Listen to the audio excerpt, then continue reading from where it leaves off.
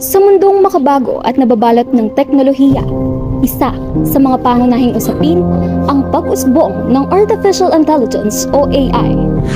Ano nga ba ito at dapat nga ba nating pangambahan ang patuloy na paglago nito sa larangan ng media at pamamahayag? Ang Artificial Intelligence o AI ay tumutukoy sa larangan ng computer science na naglalayong bumuo ng mga system o makina na may kakayahang mag-isip at gawin ang mga bagay na kung dati tayong mga tao lamang ang kayang gumawa. Gumagamit ang AI ng mga data at algoritmo upang gawing matalino ang mga computer upang makatulong sa iba't ibang aspeto ng pamumuhay ng tao. Sa patuloy na paglawak ng paggamit ng AI sa panahon ngayon, hindi naman may iwasan na magdulot ito ng pangamba sa mga tao. Pero ang malaking katanungan, dapat nga ba natin itong katakutan o mas dapat itong pasalamatan? Nagtungo ang aming team sa isang universidad sa Indang, Cavite upang makapanayam ang ilan sa mga mag-aaral doon ukol sa kanilang mga opinyon sa gamit ng AI, partikular sa pamamahayag.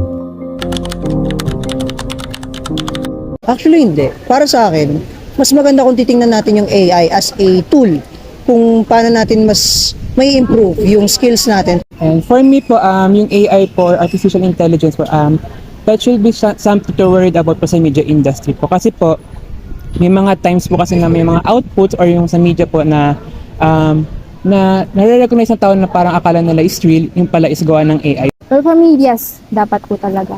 Same answer din po sa kanya kasi po, dapat po yung AI, ina-assist lang po tayo nun.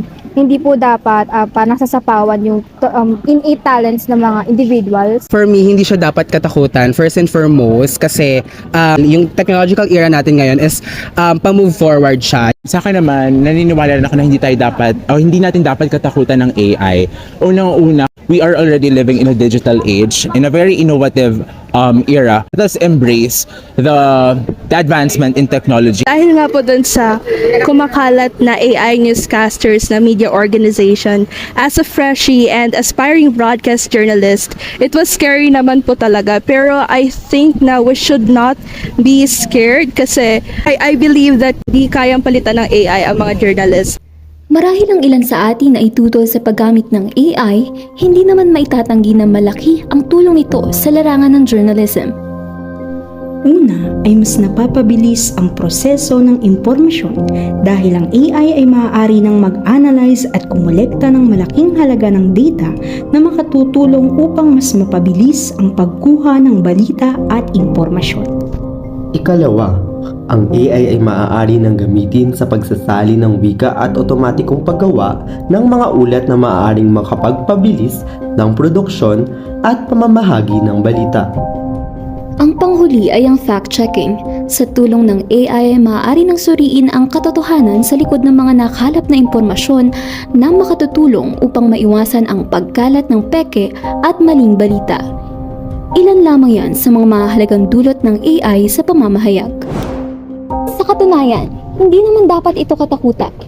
Ang AI ay silamang tool o kasangkapan na tayong mga tao rin ang mismong gumawa upang mas mapabilis at mapadali ang ating mga gawain. Ngunit lagi nating isaisip na kailanman hindi nito mapapalitan ang mga taong naglaan ng oras at puso para sa kanilang trabaho.